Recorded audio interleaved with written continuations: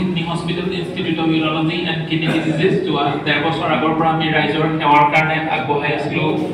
সোণাপুৰৰ এক নৰ্তকীক পৰিৱেশত চহৰৰ যান-জঁটৰ পৰা কিছু বাহিৰত এনেধৰণৰ একক ছুপাৰ স্পেচিয়েলিটি হস্পিটেলৰ যদিও প্ৰয়োজন বহুত বছৰৰ পৰাই আছিলে তথাপি বিভিন্ন অসুবিধাৰ কাৰণে এনেধৰণৰ হস্পিটেলবিলাক তৈয়াৰ কৰাত বা আৰম্ভ কৰাত যথেষ্ট অসুবিধা থাকে গতিকে গোটেই ভাৰতবৰ্ষত মাত্ৰ এনেধৰণৰ 4খন হস্পিটেল আছে পঞ্চমখন আমি ইয়াতে প্ৰতিষ্ঠা কৰিবলৈ আপোনালোকৰ আশীৰ্বাদত সক্ষম হ'লো আৰু যোৱা 1.5 বছৰত আমি যথেষ্ট সংখ্যক ৰোগীৰ আমি অস্ত্ৰোপচাৰ কৰিবলৈ সক্ষম হৈছোঁ তাৰে এজন ৰোগী গোটেই ভাৰতবৰ্ষৰ ভিতৰতে প্ৰথম আমি 2টা কিডনিৰ পৰাই কৰ্কট ৰোগ কেঞ্চাৰ উলিয়াই দিবলৈ সক্ষম হৈছিলোঁ কিডনিটোত কোনো ধৰণৰ চিলাই নকৰাকৈ লেজাৰৰ দ্বাৰা হেল্ল' গাইজ গুড মৰ্নিং মই কুমাৰ সঞ্জিত গগৈয়ে মোৰ অন্য এটা ভিডিঅ'লৈ আপোনালোক সকলোকে স্বাগতম জনাইছোঁ টিয়কৰ কেইজনমান সচেতন সমাজকৰ্মী যুৱকৰ উদ্যোগত ৰেণু বৰুৱা মেমৰিয়েল একাডেমী টিয়কত বিনামূলীয়া স্বাস্থ্য পৰীক্ষা শিবিৰ আয়োজন কৰা হৈছে আজি মই বৰ্তমান তাত আছোঁ আপোনালোকক ভিডিঅ'ৰ মাধ্যমে মই সকলোখিনি দেখুৱাবলৈ চেষ্টা কৰিম বলক তেতিয়াহ'লে আজি ভিডিঅ'টো আৰম্ভ কৰোঁ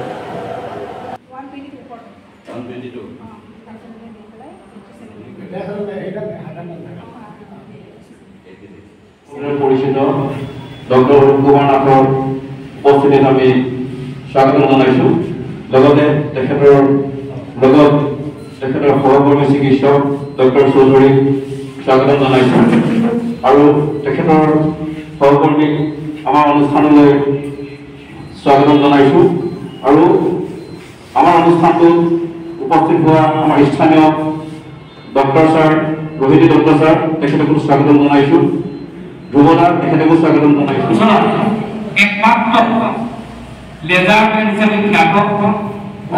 ভাৰতবৰ্ষৰ গৌৰৱ ডক্টৰ অৰূপী নাথ ছাৰ পৰিকল্পনা কৰি এনেধৰণৰ বিনামূলীয়া কাৰ্যসূচীত শিবিৰ বিনামূলীয়া স্বাস্থ্য আয়োজন কৰি আহিছে আজি আমাক আমি তেখেতক ধন্যবাদ আৰু কৃতজ্ঞতা জ্ঞাপন কৰিছোঁ এতিয়া আদৰণি জনাব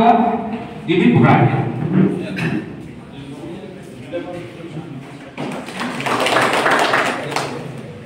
আমাৰ লগত উপস্থিত আছে আমাৰ সকলোৰে পৰিচিত স্থানীয় চিকিৎসক ডক্টৰ ৰোহিণী কুমাৰ দত্ত তেখেতক আদৰণি জনাব কৌতুক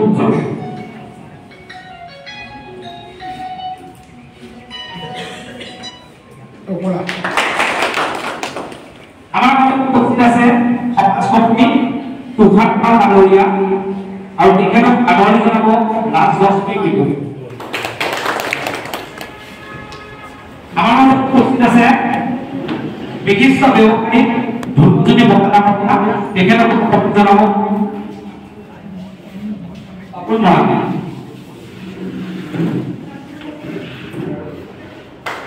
আৰু এই ৰেণুকা মেমৰিয়েলৰ সংস্থাপনৰ প্ৰাণ বন্দ্যোপাধ্যায় আৰু বিকাশ ডক্টৰ মহন্ত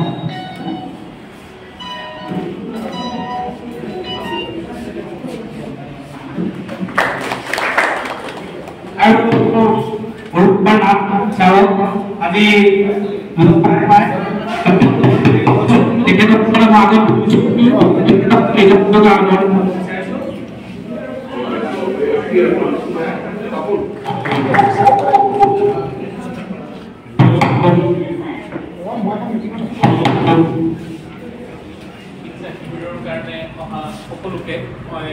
নমস্কাৰ জনাইছোঁ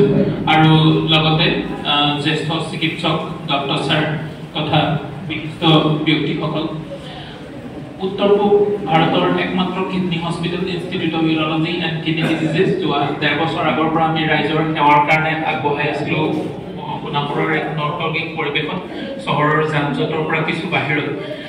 এনেধৰণৰ একক ছুপাৰ স্পেচিয়েলিটি হস্পিটেলৰ যদিও প্ৰয়োজন বহুত বছৰৰ পৰাই আছিলে তথাপি বিভিন্ন অসুবিধাৰ কাৰণে এনেধৰণৰ হস্পিটেলবিলাক তৈয়াৰ কৰাত বা আৰম্ভ কৰাত যথেষ্ট অসুবিধা থাকে গতিকে গোটেই ভাৰতবৰ্ষত মাত্ৰ এনেধৰণৰ 4খন হস্পিটেল আছে পঞ্চমখন আমি ইয়াতে প্ৰতিষ্ঠা কৰিবলৈ আপোনালোকৰ আশীৰ্বাদত সক্ষম হ'লো আৰু যোৱা 1.5 বছৰত আমি যথেষ্ট সংখ্যক ৰোগীৰ আমি অস্ত্ৰোপচাৰ কৰিবলৈ সক্ষম হৈছো তাৰে এজন ৰোগী গোটেই ভাৰতবৰ্ষৰ ভিতৰতে প্ৰথম আমি দুটা কিডনিৰ পৰাই কৰ্কট ৰোগ কেঞ্চাৰ উলিয়াই দিবলৈ সক্ষম হৈছিলো কিডনিটোত কোনো ধৰণৰ চিলাই নকৰাকৈ লেজাৰৰ দ্বাৰা গতিকে আপোনালোকৰ আশীৰ্বাদ থাকিলে এনে ধৰণৰ আমি আৰু নতুন নতুন কৌশল ব্যৱহাৰ কৰি বিভিন্ন এনেকুৱা জটিল ৰোগবিলাকৰ অস্ত্ৰোপচাৰ আমি ইয়াতে যাতে কৰি অসম তথা উত্তৰ পূৰ্বাঞ্চলৰ ৰোগীসকলক এনে ধৰণৰ ইউৰলজিকেল আৰু কিডনি ৰিলেটেড যিবিলাক অসুবিধা তাৰ যাতে আমি সেৱা আগবঢ়াই যাবলৈ সক্ষম হওঁ তাৰ কাৰণে আপোনালোকৰ পৰা মই আশীৰ্বাদ বিচাৰিম আমাৰ কিডনি হস্পিটেলৰ তৰফৰ পৰা আজি 89 সংখ্যক এনে ধৰণৰ বিনামূলীয়া চিকিৎসা শিবিৰ আমি অনুষ্ঠিত কৰিছো আজি ইয়াত টিয়কত আগতে মই ৰাস্তা দি পাৰ হৈ গৈছো কিন্তু কেতিয়াও অহাৰ সৌভাগ্য হোৱা নাছিলে আজি আপোনালোকৰ মাজলৈ আহিবলৈ পাই মই নিজকে সৌভাগ্যৱান বুলি ভাবিছো আৰু মই আশা কৰিম যে মোৰ লগত যি সহকৰ্মী চিকিৎসক আহিছে চিকিৎসা কৰ্মীসকল আহিছে যথেষ্ট কষ্ট কৰি ইমান দূৰৰ পৰা আহিছে কিন্তু তথাপি আমি বিভিন্ন ঠাইলৈ এনেকৈ গৈছো আমি ত্ৰিপুৰালৈকে গৈ ৰোগী আমি বিনামূলীয়াভাৱে চাইছোগৈ আমাৰ উদ্দেশ্য এটাই থাকে যে যি বৰ্ধিত সাম্প্ৰতিক সময়ত কিডনি তথা ইউৰলজিকেল বিভিন্ন বেমাৰ যেনেকৈ কিডনিৰ পাথৰ প্ৰস্টেট গ্ৰন্থিৰ কৰ্কট ৰোগ ইউৰিনাৰী ব্লাডাৰৰ কৰ্কট ৰোগ বা কিডনি বিকল হৈ যোৱা আদি ৰোগবিলাক যথেষ্ট বৃদ্ধি পোৱা পৰিলক্ষিত হৈছে তাৰ কাৰণবিলাক এনেকুৱা হ'ব পাৰে যে আমাৰ যি গোলকীয় উষ্ণতা বাঢ়ি গৈছে তাৰ কাৰণে কিডনিত পাথৰৰ সমস্যা বাঢ়িছে আমাৰ খাদ্যাভ্যাসৰ এটা আমূল পৰিৱৰ্তন হৈছে আমি নিৰামিষৰ পৰা যোৱা 3টা দশকৰ ভিতৰত আমাৰ খাদ্য এতিয়া আমিষ প্ৰধান হৈ গৈছে মাছ মাংস আদি বেছিকৈ খোৱা হৈছে তাৰ কাৰণেও কিডনিৰ পাথৰ আৰু কিডনি বিকল হোৱা আদি ৰোগবিলাক যথেষ্ট বৃদ্ধি পোৱা পৰিলক্ষিত হৈছে লগতে বিভিন্ন কৰ্কট ৰোগ আদি বৃদ্ধি পাইছে আৰু অসম তথা উত্তৰ পূৰ্বাঞ্চলক এতিয়া গোটেই ভাৰতবৰ্ষৰ ভিতৰত কেঞ্চাৰ কেপিটেল হিচাপে জনা গৈছে এইটো যথেষ্ট উদ্বেগজনক বুলি মই ভাবোঁ চৰকাৰীভাৱে যথেষ্ট চেষ্টা কৰা হৈছে প্ৰত্যেক জিলাতে কিছু কিছু এনেধৰণৰ কৰ্কট ৰোগৰ হস্পিটেল গঢ়ি তোলা হৈছে যাতে ৰোগীসকলৰ সুবিধা হয় কম খৰচত যাতে ট্ৰিটমেণ্ট কৰাব পৰা যায় কিন্তু আমাৰ উদ্দেশ্য আৰু ইচ্ছা হ'ব যে আমি এই ধৰণৰ ৰোগবিলাক হয় কিডনি বিকল হয় হওক বা বিভিন্ন কৰ্কট ৰোগ আদিয়ে হওক যাতে আমি প্ৰথম অৱস্থাত প্ৰাৰম্ভিক পৰ্যায়ত ধৰা পেলাব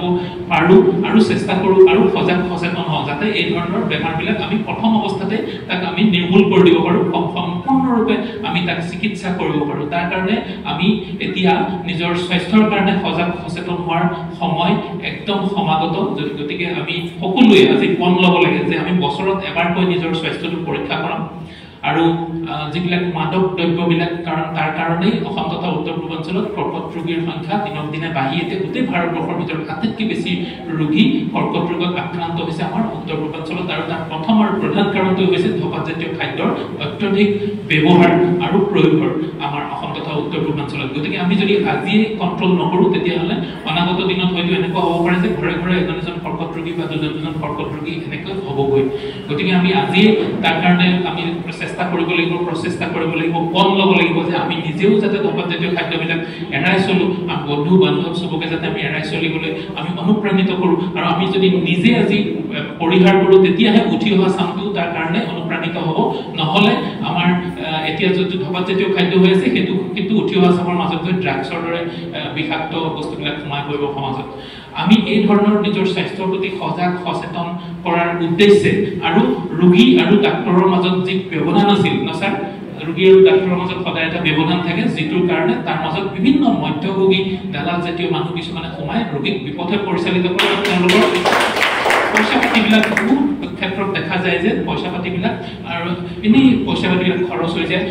ডক্তৰজনৰ ওচৰত গৈয়ে নাপালে বা যিমান পইচা তেওঁলোকে ৰোগটোৰ ট্ৰিটমেণ্টৰ কাৰণে আনিছিলে হয়তো সেই পইচাখিনি মাজত কোনোবাই হৰলকি কৰি দিলে গতিকে আমাৰ এইটো উদ্দেশ্য আছিল যে আমি আমাৰ যিখন হস্পিটেল তাত কোনো ধৰণৰ তেনেকুৱা আমাৰ মাৰ্কেটিং বা তেনেধৰণৰ কোনো ডিপাৰ্টমেণ্ট নাই কোনো মানুহ নাই আমাৰ ৰোগী আৰু ডাক্তৰৰ মাজত কোনো ব্যৱধান নাই আমাৰ যি আমি চাম আমাৰ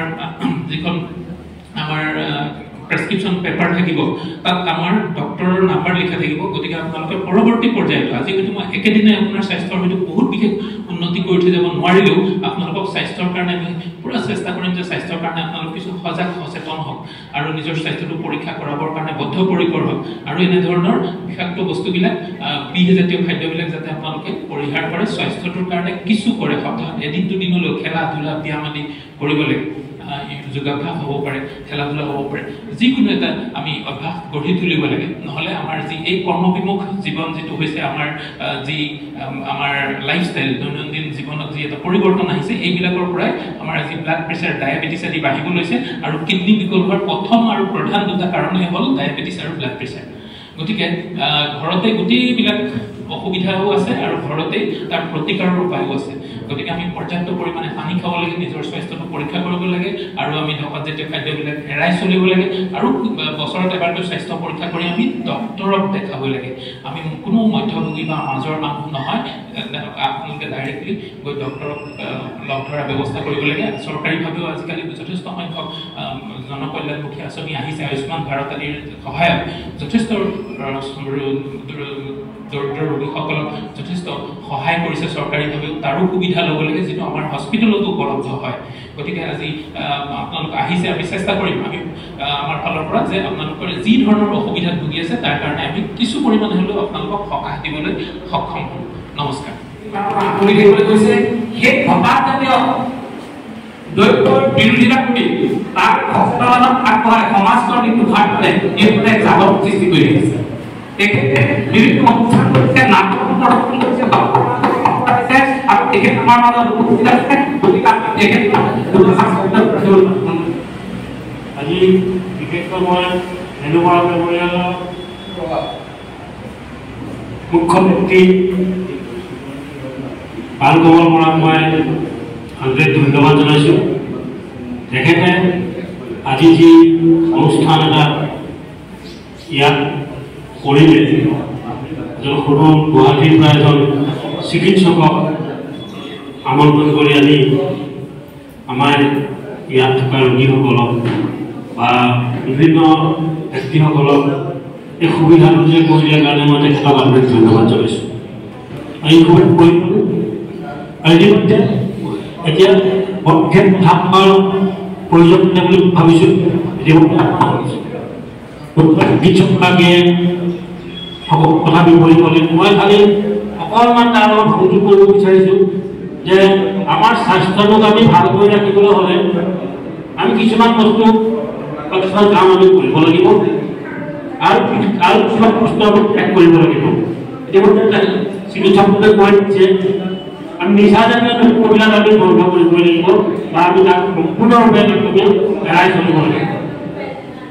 আৰু আমাৰ যিটো আমাৰ লাইফষ্টাইল সেইটো চেঞ্জ কৰিব লাগিব ৰাতিপুৱাৰ পৰা গধূলি আমাৰ খাদ্যবিলাক আমাৰ কেনেকুৱা হ'ব লাগে সেইখিনি সঠিকভাৱে আমি জানিব লাগিব আমি অতি বেয়া বস্তুবিলাকে খাই আছোঁ আৰু তাৰ কাৰণে আজি বিভিন্ন ৰোগৰ সৃষ্টি হৈছে বুলি মোৰ ধাৰণা গতিকে মই সকলোকে আহ্বান জনাইছোঁ যে আপোনালোকে নিয়মিতভাৱে ব্যায়াম শৰীৰ চৰ্চা যোগাসন বা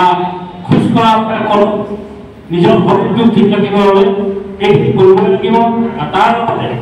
সুষম আহাৰ গ্ৰহণ কৰক যিখিনি আমাৰ প্ৰয়োজন আমাৰ শৰীৰৰ কাৰণে আমি এইখিনি কথা সকলোৱে জানো কিন্তু আমি কোনো নামানো আমি অকল দৌৰ মাৰি যাওঁ চিকিৎসকক কৰে চিকিৎসকৰ ওচৰত যাব লাগিবই বছৰেকত এবাৰ তেখেতে কৈয়ে গৈছে আমি স্বাস্থ্য পৰীক্ষা কৰিবই লাগিব কিন্তু তাৰ উপৰিও আমাৰ কিছুমান নিজে কৰিবলগীয়া কাম আছে সেইখিনি আমি নিয়মিতভাৱে কৰিব লাগিব আপোনালোকে গুৱাহাটী প্ৰায় 15-20 বছৰ আগৰ পৰাই এই নিচাজাতীয় দ্ৰব্যৰ ওপৰত কাম কৰি আহিছোঁ অসম চৰকাৰে যেতিয়া ড্ৰাগছৰ বিষয়ে কোনো আইডিয়াই নাছিলে অসম চৰকাৰক কৈছিলোঁ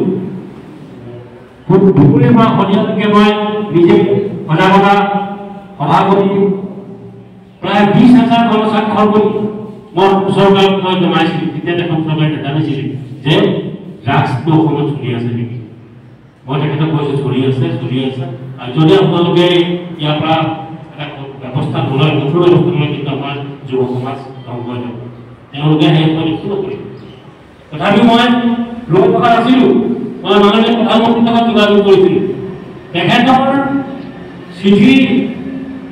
মোক দিছিলে অসম চৰকাৰ দিছিল তাৰপিছত আমি যেতিয়া মাননীয় মুখ্যমন্ত্ৰী হিমন্ত বিশ্ব শৰ্মাদেৱে যেতিয়া দায়িত্বভাৰ গ্ৰহণ কৰিছিল তেতিয়াৰ পৰাই এইবিলাক বস্তুৰ ওপৰত বিশেষকৈ ড্ৰাগছ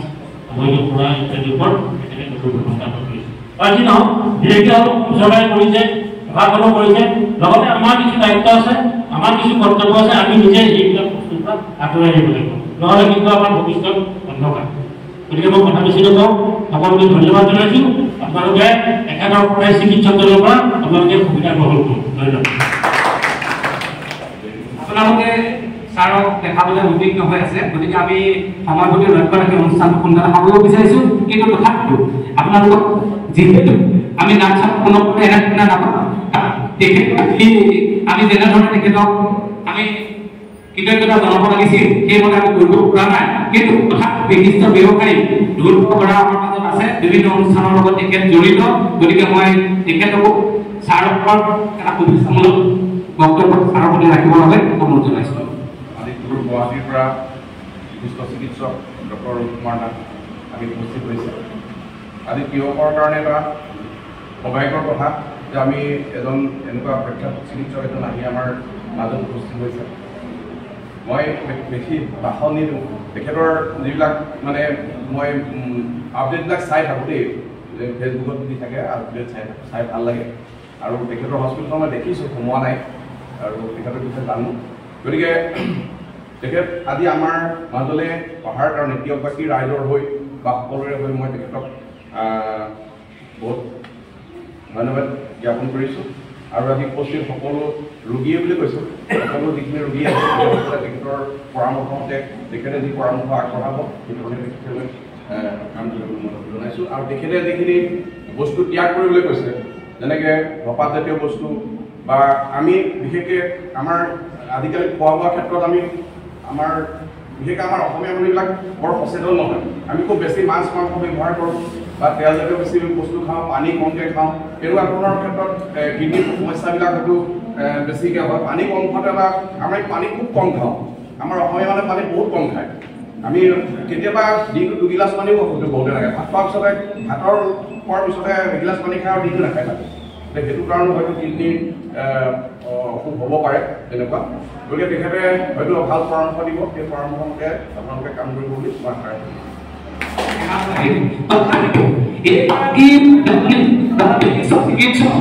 আমাৰ দলত আমি আমাৰ যি পদক্ষেপ গ্ৰহণ কৰিলে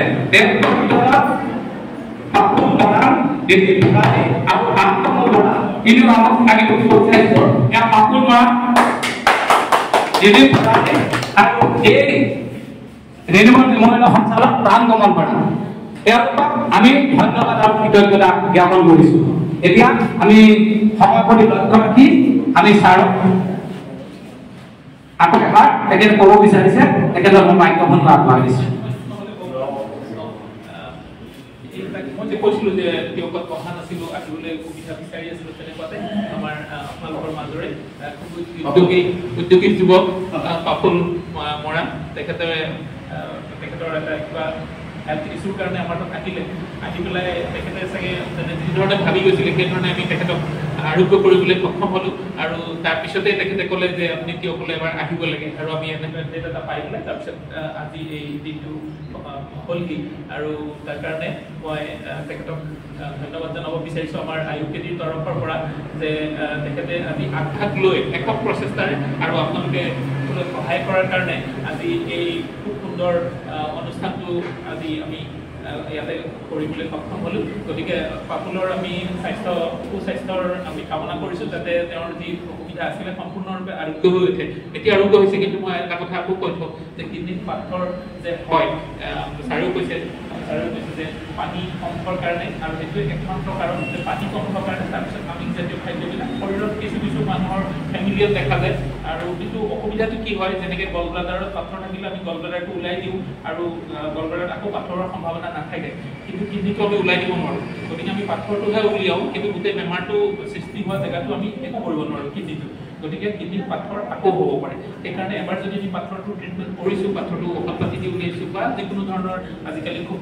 ৰক্তক্ষৰণ নোহোৱাকৈ বিষ নোহোৱাকৈ কটাকটি নকৰাকৈ লেজাৰদি ওলাব পাৰি গতিকে তেনেধৰণৰ অস্ত্ৰোপচাৰ কৰাৰ পিছতো কিন্তু দেখা যায় যে 50% লোকে ৰোগীৰ পাথৰটো আকৌ হ'ব পাৰে আৰু যিহেতু দুটা কিডনি আছে এটা কিডনিত আমি অস্ত্ৰোপচাৰ কৰিলে আকৌ হ'ব পাৰে গতিকে মাজে মাজে আমি চেকআপ কৰি থাকিব লাগে কাৰণ ভাল কথা এইটোৱেই যে এইটোৱে সুখবৰ বুলি আমি ক'ব পাৰোঁ যে 7 মিলিমিটাৰ বা 6 মিলিমিটাৰৰ আগত পাথৰটো যদি আমি ধৰা পেলাব পাৰোঁ তাক আমি মেডিচিন দি পেলাই বেছি সংখ্যক পাথৰে ইমান সৰু হৈ থাকিলে আমি কমপ্লিটলি ওলাই দিব পাৰোঁ ঔষধ পাতিৰ দ্বাৰা কোনো অস্ত্ৰোপচাৰ নহয় গতিকে এবাৰ যদি পাথৰ হয় আকৌ হোৱাৰ সম্ভাৱনা থাকে কিন্তু যাতে আমি আকৌ হোৱাৰ খুব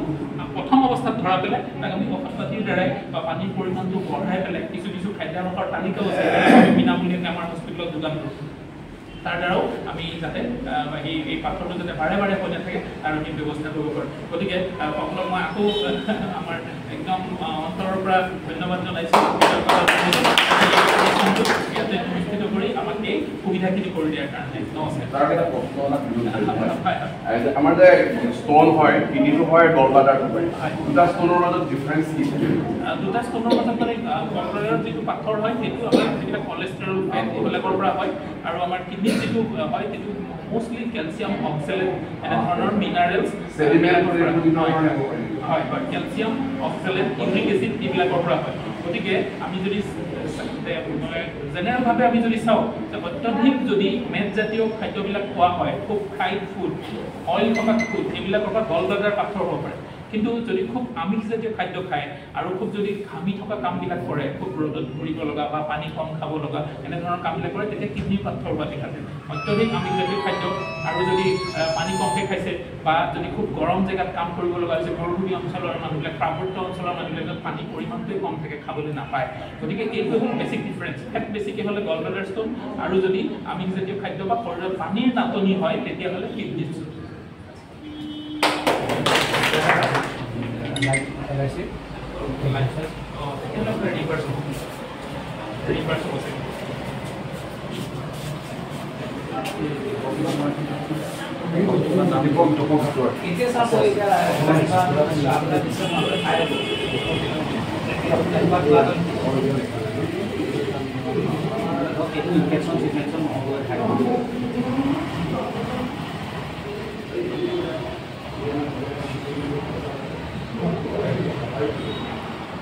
টিয়কবাসী সাধাৰণ ৰাইজৰ সহায় হোৱাকৈ যি বিনামূলীয়া স্বাস্থ্য শিবিৰ